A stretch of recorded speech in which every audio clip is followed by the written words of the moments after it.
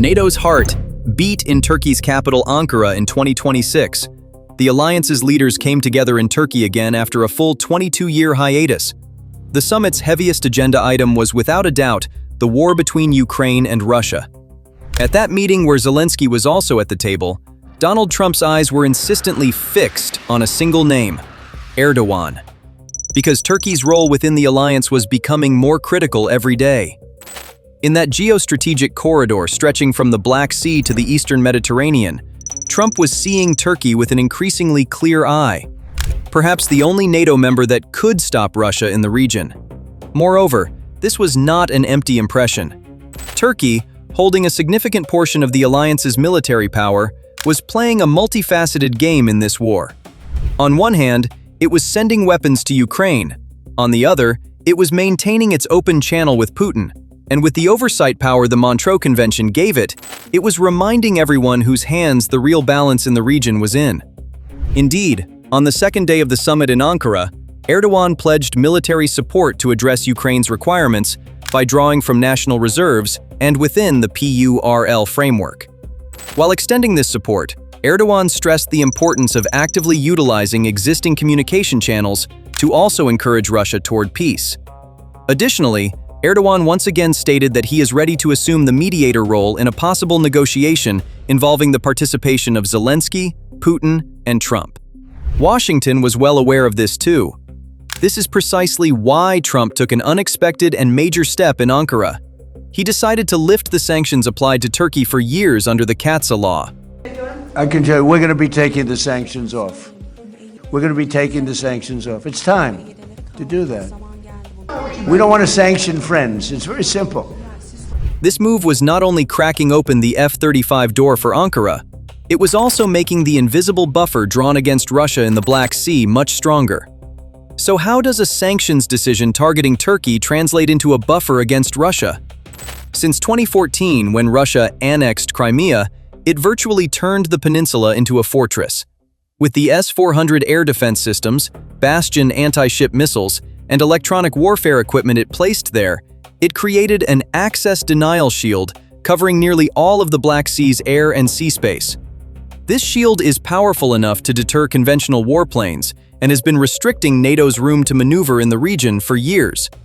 But the F-35, as a fifth-generation stealth aircraft, has the ability to infiltrate this shield while being nearly invisible to radar. In other words, the F-35's planned to enter Turkey's inventory could theoretically neutralize Russia's air defense in Crimea. They could even directly threaten Russian warships in the Black Sea when needed. The most irritating aspect of this picture for Moscow is that it was once its own creation. Russia, by selling Turkey the S-400 years ago, had made a major diplomatic move. Thanks to the American sanctions that sale triggered, it had effectively blocked the delivery of more than 100 F-35s to Turkey. For the Kremlin, this was a strategic gain achieved on its southern flank. It had deprived NATO's second most powerful army of the alliance's most advanced aircraft. Now, the possibility of Trump reversing that gain with a single move was disrupting the game Putin had set up years ago. Moreover, Trump, while praising Erdogan as a very strong leader in Ankara, was not only cracking open the F-35 door. The truly critical dimension was in fighter jet engines. Specifically, the American-made F-110 engine, because this engine sits at the heart of both Turkey's existing F-16 fleet and the future of the country's most ambitious defense project, KAAN. This fifth-generation national fighter jet Turkey developed on its own was dependent on precisely that American engine for its first serial production blocks to fly, at least for now. So the lifting of sanctions was strengthening Turkey from two directions simultaneously. On one side, the possibility of acquiring a ready-made power like the F-35, on the other, the opportunity to produce its own national aircraft. Of course, there are still obstacles ahead, like congressional approval and the fate of the S-400s. But the real logic underlying all these steps is knotted in a single question. Why did America lift these sanctions now? Because the step Trump took was actually a message sent not to Turkey, but precisely to Russia. To decode this message, you first need to understand what makes Turkey so unique in this equation. What makes Turkey both indispensable and unsettling in Russia's eyes is hidden in a never-changing truth: geography. At the heart of this geography lies an obsession Russia has chased for centuries: reaching warm, non-freezing seas. The Russian Empire throughout history always wanted to reach open oceans, uninterrupted trade and naval routes, and one of this dream's most critical exit points was the Black Sea. However, the Black Sea is actually a massive enclosed basin. There is only one exit connecting it to the world's open waters, the Istanbul and Çanakkale Straits. And the sole master of these two narrow passages has been Turkey for nearly 3 centuries. In other words, Russia's Black Sea Navy is forced to pass through Turkey's permission, through Turkey's waters, to reach the Mediterranean, and from there, the world's seas. This is the very truth that makes Putin so cautious toward Turkey. Think about it. A country holds the key to the door of your greatest strategic dream: access to the open seas. For Russia, the Black Sea is not just a sea, it's the exit gate of its power, extending south to the Mediterranean, the Middle East, and Africa. But the lock on that gate is in a NATO member's hands. This is a vulnerability that structurally makes Russia dependent on Turkey and defenseless before it. This geographic card Turkey holds has a legal foundation that transforms it into real power: the Montreux Convention on the Straits. This treaty played a much quieter but much heavier role in the Ukraine war than most people realized. It handed control over the straits completely to Turkey. The sole authority deciding which ship can and cannot pass through these waters is Ankara. But the treaty's true genius is hidden in the fine line separating peace from war. In peacetime, the door is open to everyone. Commercial vessels can pass through the straits freely. When war breaks out, Turkey's hand acquires an entirely different power: the authority to restrict or even completely halt the passage of warships from non-Black Sea littoral states. This clause, though it may look like a technical detail on paper, transformed into a real strategic weapon in 2022. When Russia invaded Ukraine, Ankara didn't hesitate to use this authority and closed the straits to warships. There is a critical nuance most people overlook here. Turkey did not take sides in doing this. As required by Montreux, it closed the door to everyone without discrimination. But this seemingly neutral move's result on the ground worked directly against Russia. Because as the war progressed and Russia's Black Sea fleet melted before Ukraine's drones and missiles, Moscow wanted to reinforce this fleet, but couldn't. It wanted to bring warships from the Baltic or the Mediterranean into the Black Sea, but found the door Turkey closed before it. Thus, Russia was deprived of the chance to compensate for its losses, and its naval power, at the most critical moment, was abandoned to its own fate without receiving any support from outside. Because the straits were closed, not just Russia, but no external power could bring warships into the region. This prevented the conflict from spreading across the entire Black Sea basin. Turkey's stance against Russia is not limited to just a defensive move, like closing the straits. In recent years, Ankara, by taking much more proactive steps in the Black Sea and beyond, became one of NATO's toughest and most capable defense players in the region. Moreover, this is not an empty claim. It rests on concrete military capacity. To understand how bold this stance is, looking at the past is sufficient. Turkey, by shooting down a Russian jet that violated its airspace in 2015, did something no other ally dared to do. This was not a one-time display of courage either. Turkey in recent years effectively took opposite sides against Russia on 3 separate continents, in different theaters. In Syria, it supported the opposition against the regime Russia protected for years. In Libya, Turkish Bayraktar drones kept the Tripoli government standing against forces backed by Russia's mercenaries and warplanes. In the South Caucasus, in the 2020 Karabakh War, Turkish drones again gave Azerbaijan a decisive advantage against Russia's ally Armenia. So wherever Russia reached, it most often found Turkey and Turkish technology before it. This means field experience no other member within NATO carries. Behind this experience is a strong military infrastructure. First, this truth needs to be remembered. Turkey has NATO's largest army after America. But what's truly striking is the domestic defense industry it built in recent years. Today, Turkey is one of the world's leading armed unmanned aerial vehicle producers. So much so that a single Turkish company, BACKFIRED, holds approximately 60% of the global combat drone export market. Moreover, this superiority was proven in its most concrete form on the battlefield. Turkey's Bayraktar drones reached Kiev's hands at a time when no Western country was willing to provide lethal weapons to Ukraine. In the invasion's first weeks, these drones became one of the strongest symbols of Ukrainian resistance by destroying Russian armored columns and resupply convoys advancing on the capital.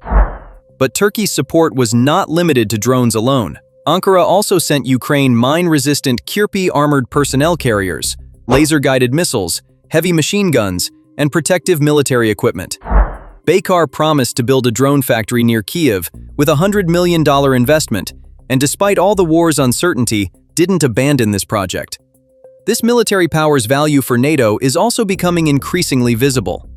Turkish defense industry is now penetrating not just distant geographies, but directly the alliance's heart.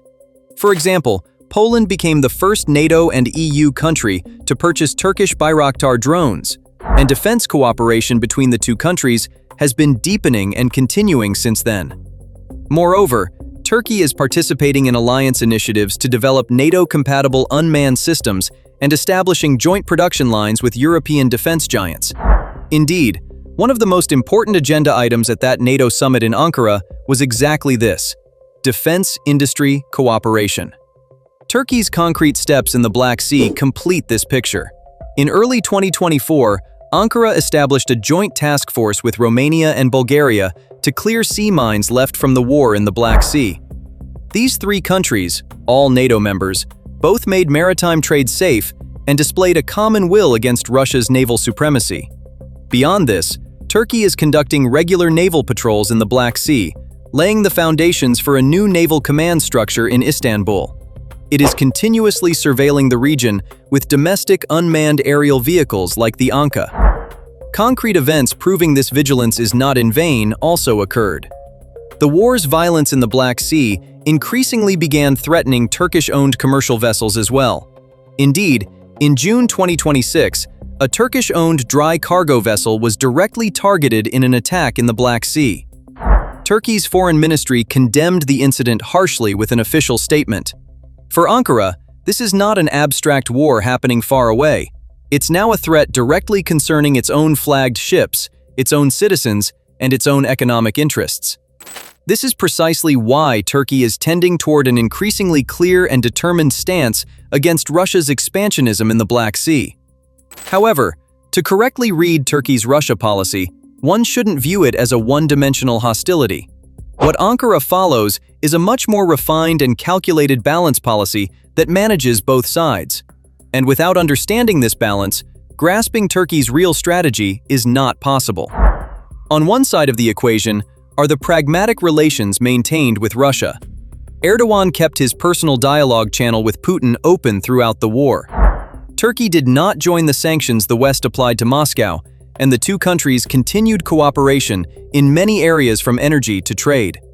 But this open channel also gave Turkey a unique role, the role of a mediator who can talk to both sides. Indeed, at one of the war's most critical moments, in 2022, Turkey personally mediated the agreement that resolved the grain shipment blockage threatening the world with a food crisis. On the other side of the equation stand steps that directly counterbalance Russia: weapons provided to Ukraine, the closing of the straits, and military presence in the Black Sea. The most noteworthy thing in this balance is Turkey's clear stance on Crimea, because Ankara, despite all its economic ties with Russia, has not accepted even for a moment since the 2014 annexation that Crimea belongs to Russia. Erdogan argued repeatedly and openly that the peninsula must be returned to Ukraine. This is not merely a foreign policy principle for Ankara either, because the Crimean Tatars, the original inhabitants of Crimea, are a Turkic people carrying deep historical, cultural, and kinship ties with Turkey. This bond transforms the Crimea issue from a cold geopolitical calculation into an emotional matter as well for Ankara. But beneath Erdogan's stance lies, alongside sentimentality, an extremely concrete interest calculation as well. because who holds Crimea directly determines who will control the Black Sea. Crimea, under Russia's occupation, is a military springboard enabling Moscow to dominate the entire region. From there, it can keep much of the Black Sea under threat. What Turkey wants is the exact opposite. A Black Sea held in balance not by a single power, but by literal states, open to trade and navigation. This entire picture makes Turkey appear extremely powerful against Russia. But looking only at this side of the medal would draw an incomplete picture. Because no matter how strong Turkey's hand is, there are also serious constraints breaking it against Russia. At the top of these constraints is, in a single word, energy. Turkey sources approximately 40 to 45% of its natural gas needs from Russia alone, and this dependency is not the kind that can be broken overnight. The country's first nuclear power plant, Akuyu, is being entirely built and operated by Russia's state company Rosatom. Moreover, the matter doesn't end with energy. Trade volume between the two countries reached historic peaks in the post-war period, and Turkey became one of Russia's largest trade partners after China. Millions of Russian tourists flock to Turkey every year, and a large number of Russian citizens fleeing the war have settled in Turkey. Turkey, while militarily counterbalancing Russia on one hand, is this deeply intertwined with its economy on the other. This means a serious card Moscow can always use. There is also a memory showing Russia can use this economic card without hesitation. When Turkey shot down that Russian warplane in 2015, Moscow's retaliation was swift and harsh. It imposed an embargo on Turkish agricultural products, instantly cut Russian tourism, and virtually transformed economic pressure into a weapon. That period's tension still reminds that every direct confrontation Turkey has with Russia can carry an economic bill. Add to this the unresolved S-400 issue. Turkey still holds these Russian systems, and until their fate is clarified, it's not possible to say the obstacles on the F-35 path have completely lifted. Still, these constraints are not the end of the story, because in recent years, concrete signs are accumulating that the balance is slowly shifting in Turkey's favor. Ankara moved to reduce its energy dependency on Russia. For its second nuclear plant, Sinop, it's now inviting America and South Korea to the table instead of Rosatom, and diversifying liquefied natural gas purchases to different sources. This shifting balance, combined with Trump's move in Ankara, also reveals why the side being truly squeezed is Russia. Now it's time to bring all these pieces together, because the real meaning of Trump's move in Ankara only emerges in the biggest picture: the balance in the Black Sea turning against Russia and the nightmare scenario this creates for Moscow. First, let's look at this picture. All of Russia's power in the Black Sea leans on a single support point: occupied Crimea. Ukraine is inflicting blows on Crimea and Russia's Black Sea assets nearly every day, sinking its tankers, collapsing its air defense, striking its bases. The Black Sea fleet is melting a little more every month and huddled in its ports. In other words, Russia's power in the region is already slowly unraveling. Putin's real nightmare is the possibility of a second pressure being added on top of this picture. For a moment, think about this. What happens if Russia, while dealing with Ukraine's relentless blows on one hand, faces a much stronger NATO front led by Turkey on the other? When these two pressures stack on top of each other simultaneously, Russia finds itself inside a complete vice. It can neither compensate for its losses at sea, nor maintain its Black Sea dominance. This deadlock in the Black Sea directly affects the fate of the entire Ukraine war, because the logistics feeding Russia's southern front is also tied to that shaken base in Crimea. A Russia squeezed in Crimea and the Black Sea begins losing initiative advantage in the war as a whole. This picture also has a diplomatic face that makes Turkey's role even more interesting, because Ankara, while building all this military balance, simultaneously stands at the very center of the effort to end the war. Turkey, as one of the rare countries that can talk to both sides since 2022, brought the warring parties to the negotiation table multiple times. Talks held in Istanbul, while not bringing a permanent ceasefire, enabled the mutual release of thousands of prisoners. Even before this NATO summit in Ankara, Erdogan openly announced he was taking action to bring the parties back to the table and revive the diplomatic process. This dual position is precisely what makes Turkey such a key actor. Trump's move in Ankara sits precisely on top of this picture. Strengthening Turkey with F-35s, fighter jet engines, and full ally status actually means raising the barrier before Russia even higher, tightening that vice even more. Trump chose to consciously strengthen the hand of the country Russia fears most in the region at perhaps the very moment Putin is most vulnerable. So, which direction will Turkey, holding the Black Sea's lock, pull the balance in this new era? Share your thoughts in the comments. We will continue to follow these developments. Subscribe to the Geo Network. Thank you for watching.